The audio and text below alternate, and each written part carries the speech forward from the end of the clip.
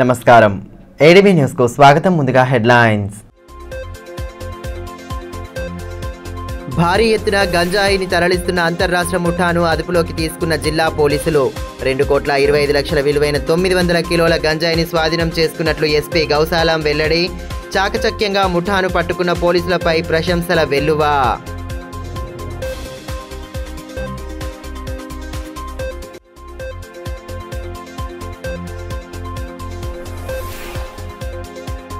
ఘనంగా జిల్లా స్థాయి యువజనోత్సవ వేడుకలు. నృత్య ప్రదర్శనలతో ఆహుతులను ఆకట్టుకున్న కళాకారులు.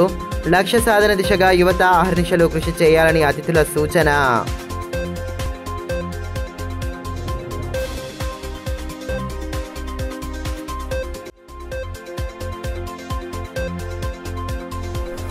రిమ్స్ వైద్యులు వైద్య విద్యార్థుల భద్రతకు పటిష్ట చర్యలు. ఆసుపత్రి ఆవరణలో దుకాణాలను తొలగించిన అధికార యంత్రాంగం. ఎటువంటి సమస్య ఉత్పన్నం కాకుండా అన్ని చర్యలు తీసుకుంటున్నట్లు డైరెక్టర్ స్పష్టీకరణ.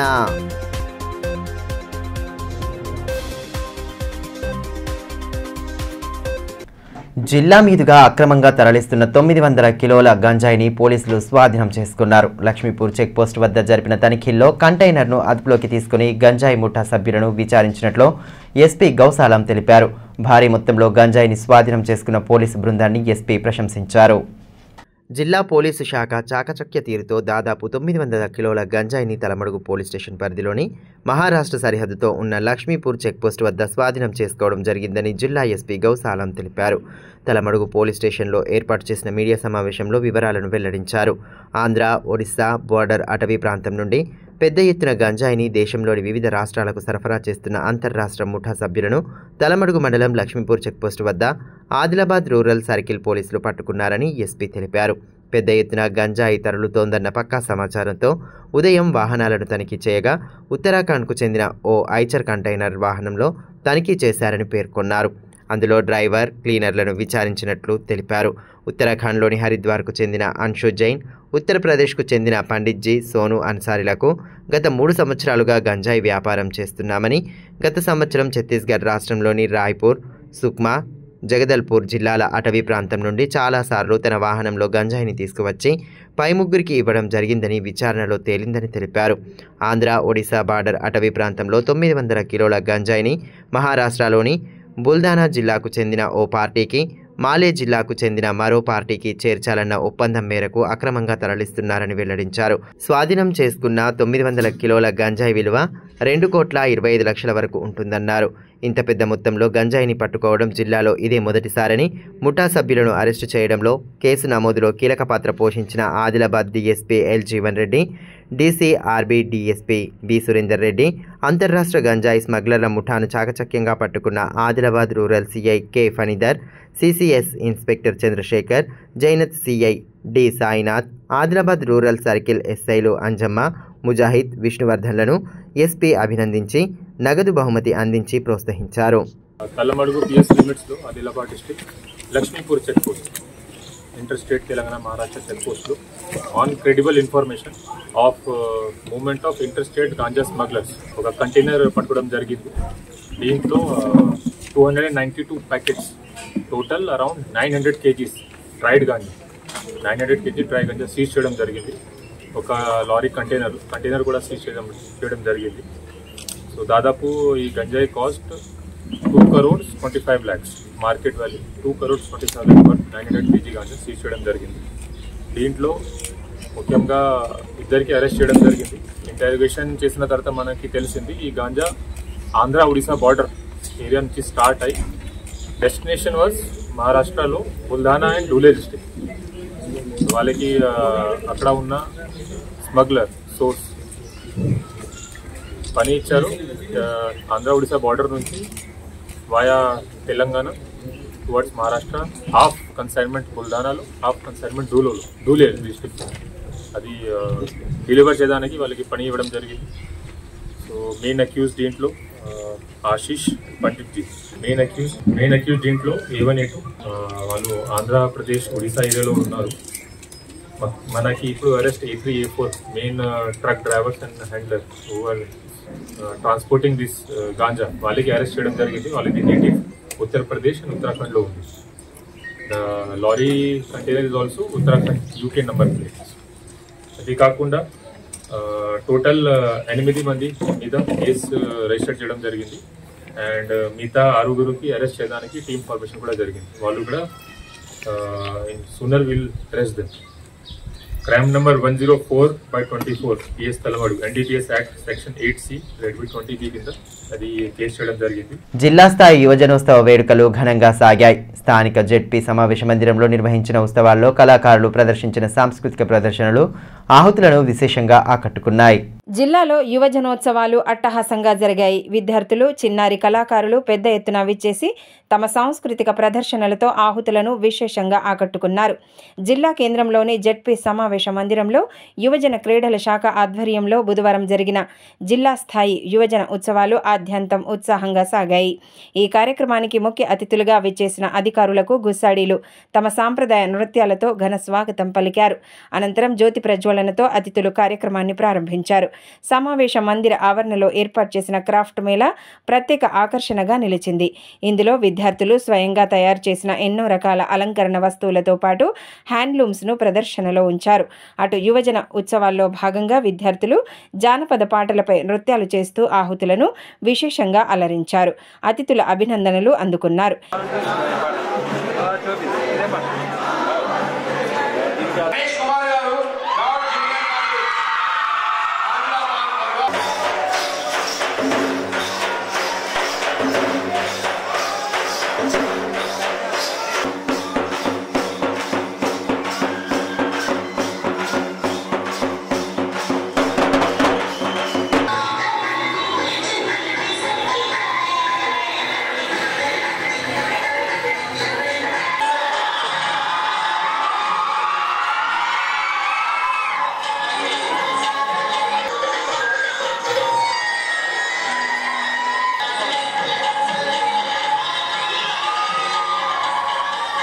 ఈ సందర్భంగా జెడ్పీ డిప్యూటీ సీఈఓ కలిందిని మాట్లాడుతూ యువత ఉత్సాహంతో ఉరకలేయాలని, తమలోని నైపుణ్యాలను ప్రదర్శించి సమాజంలో మంచి గుర్తింపు సాధించాలని అన్నారు. పోటీల్లో పాల్గొని గెలుపోటములతో సంబంధం లేకుండా స్ఫూర్తిని కనబర్చాలని సూచించారు. లక్ష్యాలను ఎంచుకొని ఆ దిశగా పట్టుదలతో సాధన చేస్తే ఉన్నత శిఖరాలు అధిరోహించవచ్చనన్నారు. ఈ కార్యక్రమంలో డివైఎస్ఓ వెంకటేశ్వర్లు, డిఐఈఓ రవికుమార్ తదితరులు పాల్గొన్నారు.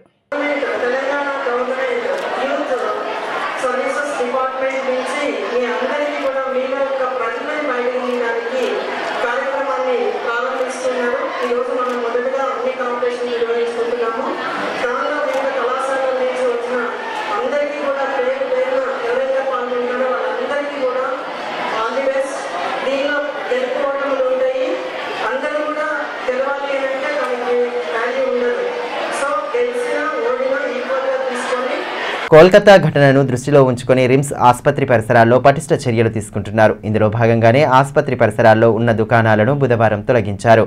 రిమ్స్ డైరెక్టర్ జయసింగ్ రాథోడ్ ఈ ప్రక్రియను పర్యవేక్షించారు. కోల్కతా ఘటన నేపథ్యంలో రిమ్స్ ఆసుపత్రి పరిసరాల్లో వైద్యులు, వైద్య విద్యార్థులకు ఎటువంటి సమస్య ఉత్పన్నం కాకుండా పటిష్ట చర్యలు తీసుకుంటున్నట్లు రిమ్స్ డైరెక్టర్ జయసింగ్ రాథోడ్ తెలిపారు. ఇందులో భాగంగానే జిల్లా కలెక్టర్, ఎస్పీ ఆదేశాల మేరకు రిమ్స్ ఎదుట ఉన్న అక్రమాలను బుధవారం తొలగించారు. రిమ్స్ పరిసరాల్లో ఉన్న దుకాణాలను మున్సిపల్ పోలీస్ శాఖ అధికారులతో కలిసి తొలగించారు. దుకాణదారులకు ముందస్తుగా సమాచారం ఇవ్వడంతో వారు స్వచ్ఛందంగా దుకాణాలను తీసివేశారు. ఎలాంటి ఇబ్బందులు కలగకుండా 2 టౌన్ సీఐ కమలాకర్ రావు నేతృత్వంలో పోలీసులు మోహరించారు. Municipal commissioner Qamar Ahmed municipal అధికారులతో పాటు దుకాణాల యజమానులకు పలు సూచనలు చేశారు.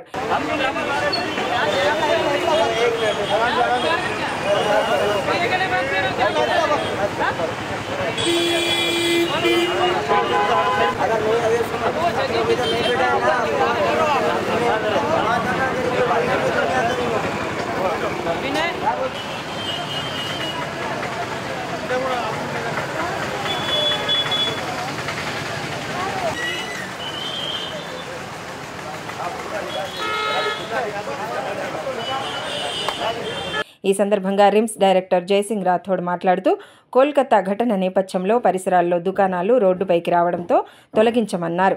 రాత్రి విధులను నిర్వహించే పీజీ విద్యార్థులు ఇబ్బందులు పడుతున్నట్లు రాతపూర్వకంగా ఫిర్యాదు ఇచ్చామన్నారు.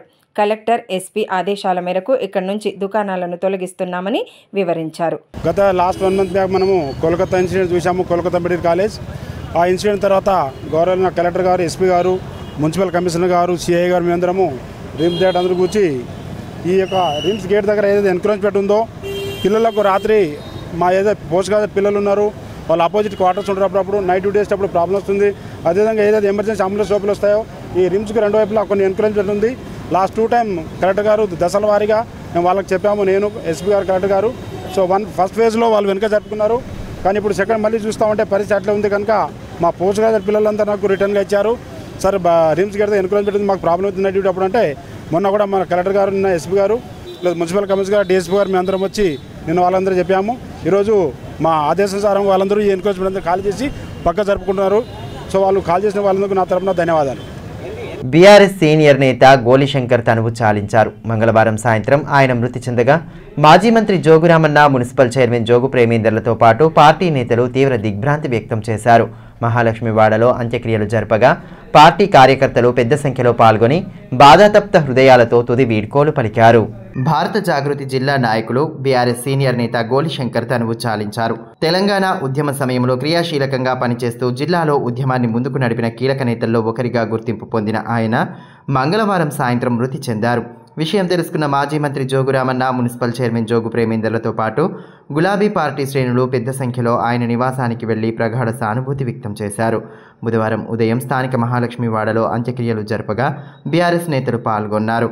మాజీ మంత్రి జోగురామన్న గోలిశంకర్ పార్థివ దేహంపై పార్టీ కండువాను కప్పి నివాళి అర్పించారు. అంత్యక్రియల్లో పాడెమోసి బాధాతప్త హృదయాలతో వీడ్కోలు పలికారు. పార్టీ కోసం అహర్నిశలు పనిచేసిన గోలిశంకర్ మరణం తీరని లోటని ఈ సందర్భంగా మాజీ మంత్రి జోగురామన్న అన్నారు. ఉద్యమ సమయంలోనూ క్రియాశీలకంగా వ్యవహరించిన ఆయన సేవలు మరవలేనివని అన్నారు. పార్టీకి గోలిశంకర్ చేసిన సేవలు చిరస్మరణీయంగా నిలిచిపోతాయని పేర్కొన్నారు. గోలిశంకర్ ఆత్మకు శాంతి చేకూరాలని భగవంతుడిని ప్రార్థిస్తున్నట్లు తెలిపారు.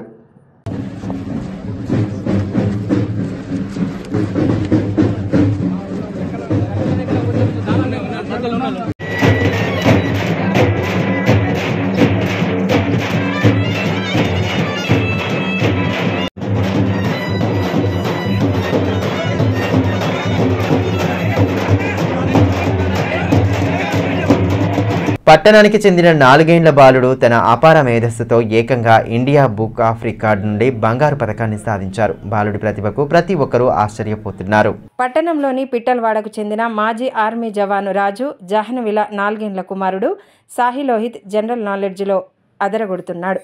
బాలుడి ప్రతిభకు మెచ్చి India book of record gold మెడల్ను అందించడం విశేషం. ఈ నేపథ్యంలో బుధవారం ప్రాంతీయ సైనిక సంక్షేమ కార్యాలయంలో మాజీ సైనికుల సంక్షేమ సంఘం ఆధ్వర్యంలో బాబును సత్కరించి అభినందనలు తెలిపారు. ముందుగా ఆయా దేశాల జాతీయ పతాకాలను, ప్రపంచ దేశాలను చూపించి సమాధానాలను రాబట్టి బాలుడి ప్రతిభపై ప్రశంసలు కురిపించారు. ఈ కార్యక్రమంలో మాజీ సైనికుల సంక్షేమ సంఘం అధ్యక్షుడు శంకర్ దాస్, ఆరి దేవన్న, తిరుపతి రెడ్డి, గడ్డం Ashok, Kishtaiah, IV Kumar, LV Rao, Srihari, Nazir Ahmed, Manohar తదితరులున్నారు.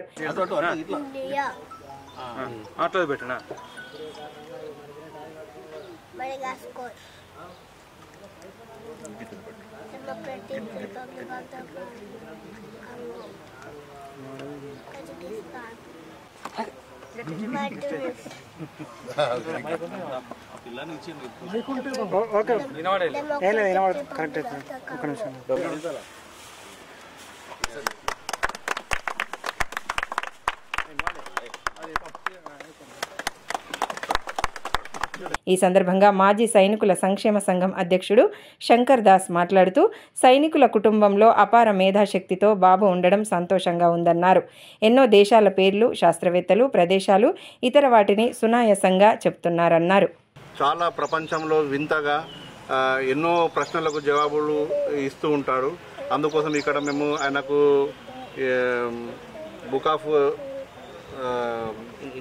India book of record gold medallist దొరికింది, ఆయనకు సాధించాడు.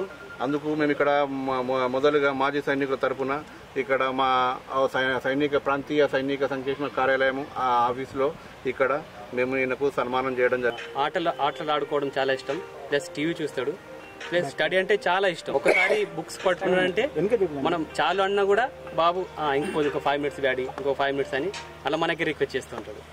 బాబు ఇలా అచీవ్ చేసినందుకు, Indian book of record achieve చేసినందుకు చాలా గర్వంగా ఉంది. తలమడుగు మండలం సుంకిడి గ్రామంలో ఫైరింగ్ రేంజ్ శిక్షణ పొందుతున్న కానిస్టేబుళ్ల శిక్షణ తీరును ఎస్పీ గౌసాలం పరిశీలించారు. ఆయుధాలపై పూర్తి పరిజ్ఞానం అందించాలని ఈ సందర్భంగా ఆయన సూచించారు.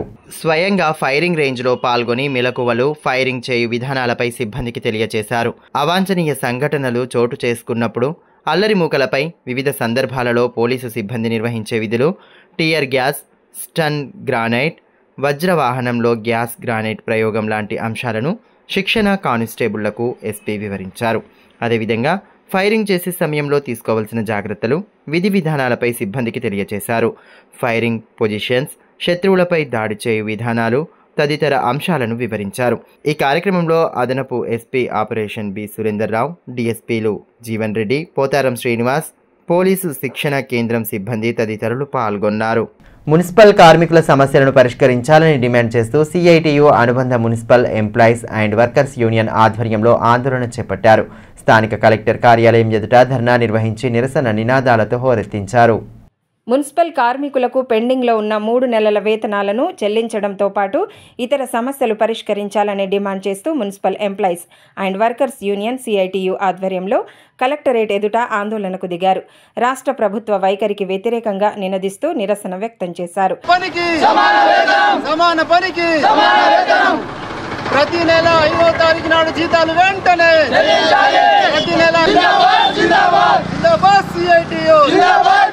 కనీస వేతనం 26,000 నిర్ణయించి అమలు చేయాలని, కేటగిరీల వారీగా వేతనాలు చెల్లించాలని ఈ సందర్భంగా యూనియన్ జిల్లా అధ్యక్షుడు దర్శనాల నగేష్ అన్నారు. మున్సిపల్ కార్మికులకు 8 గంటల పని విధానం అమలు చేయాలన్నారు. పీఎఫ్, ఈఎస్ఐ డబ్బులు కార్మికుల ఖాతాల్లో జమ చేయాలన్నారు. రాష్ట్ర ప్రభుత్వం నిర్ణయించబోయే 2వ పీఆర్సీలో కనీస వేతనం 26,000గా నిర్ణయించాలని అన్నారు. సుప్రీంకోర్టు తీర్పు ప్రకారం సమాన పనికి సమాన వేతనం ఇవ్వాలని, ప్రతి ఒక్కరిని పర్మినెంట్ చేయాలని డిమాండ్ చేశారు. ప్రతి నెల 5వ తారీఖు నాడు జీతాలు చెల్లించాలా.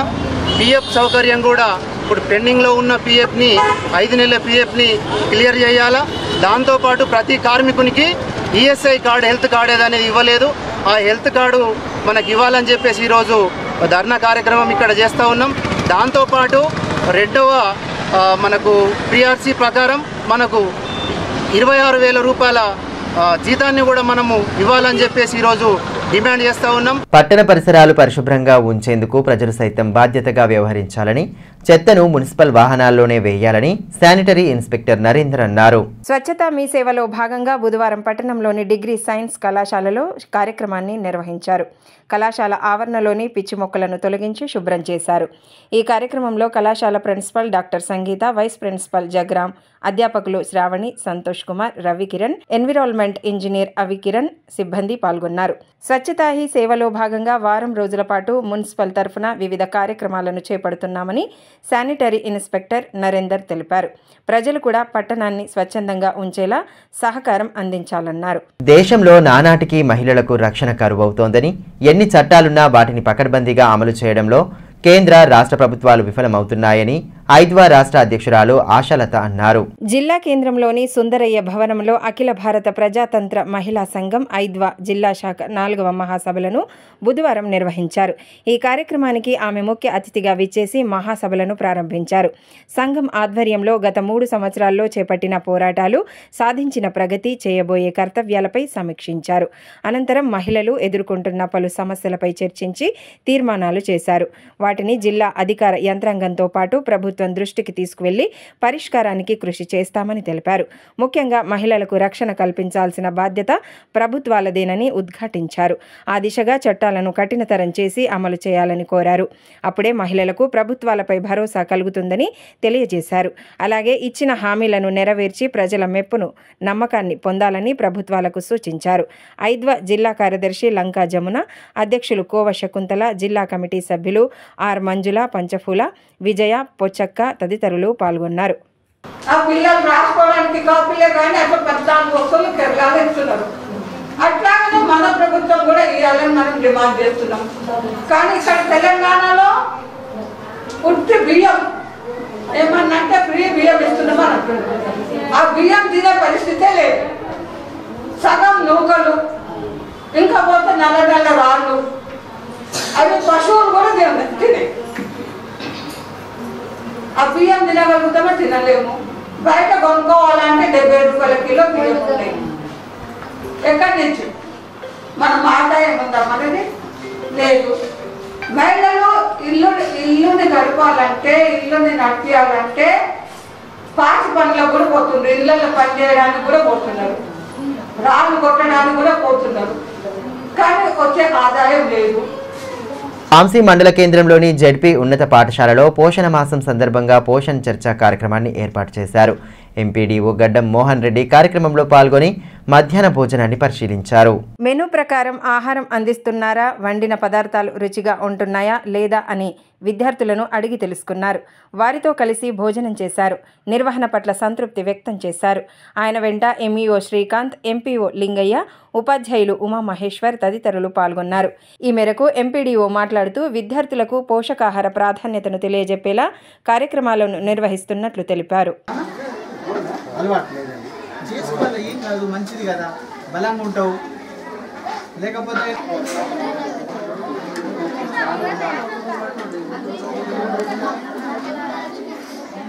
ఈ నెల 26వ తేదీన ఆదిలాబాద్ రిమ్స్ ఆసుపత్రి ఎదుట తెలంగాణ రైతాంగ సాయుధ పోరాట వీరనారి చాకలి ఐలమ్మ 129వ జయంతి వేడుకలను ఘనంగా నిర్వహిస్తున్నట్టు రజక పట్టణ సంఘం అధ్యక్ష ప్రధాన కార్యదర్శి తెలిపారు. రజక కులస్తులు, బీసీ సంఘాల ప్రతినిధులు, నాయకులు, బీసీ కులస్తులు పెద్ద ఎత్తున తరలివచ్చి జయప్రదం చేయాలని స్థానికంగా ఏర్పాటు చేసిన మీడియా సమావేశంలో పిలుపునిచ్చారు. ఐలమ్మ 129వ జయంతి ఉత్సవానికి మన పట్టణ వాసులు పెద్ద ఎత్తున ఇచ్చేసి ఈ యొక్క కార్యక్రమాన్ని విజయవంతం చేయగలని కోరుతున్నాము. తెలంగాణ రావడానికి ఎంతో కృషి చేసినటువంటి మన చాకలి వీరనారి పట్టణవాసులు మరియు మన రజక బాంధవులు పెద్ద ఎత్తున విచ్చేసి ఈ యొక్క కార్యక్రమాన్ని విజయవంతం చేయాలని పేరు పేరున కూడా జరుగుతుంది.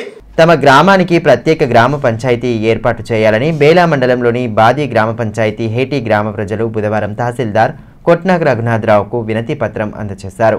స్థానికంగా నెలకొన్న సమస్యలను అధికారులకు వివరించారు. కార్యక్రమంలో బండి సుదర్శన్, రేఖావార్ గంగారెడ్డి, జోడే గణేష్, విష్ణు, కృష్ణకుమార్ తదితరులు పాల్గొన్నారు.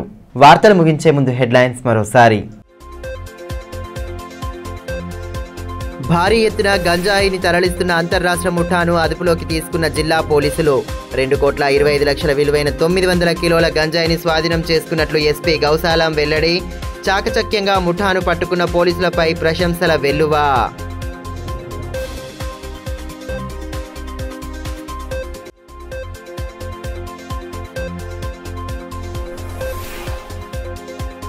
ఘనంగా జిల్లా స్థాయి యువజనోత్సవ వేడుకలు, నృత్య ప్రదర్శనలతో ఆహుతులను ఆకట్టుకున్న కళాకారులు. లక్ష్య సాధన దిశగా యువత అహర్నిశలు కృషి చేయాలని అతిథుల సూచన.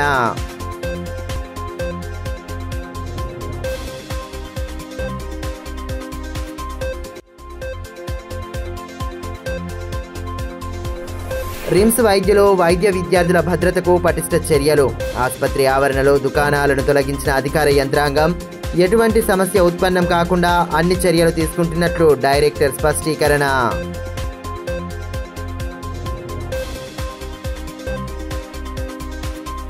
ఈ వార్తలు ఇంతటితో సమాప్తం. తిరిగి ప్రసారమయ్యే మరో బులెటిన్లో మళ్ళీ కలుసుకుందాం. అంతవరకు సెలవు. నమస్కారం.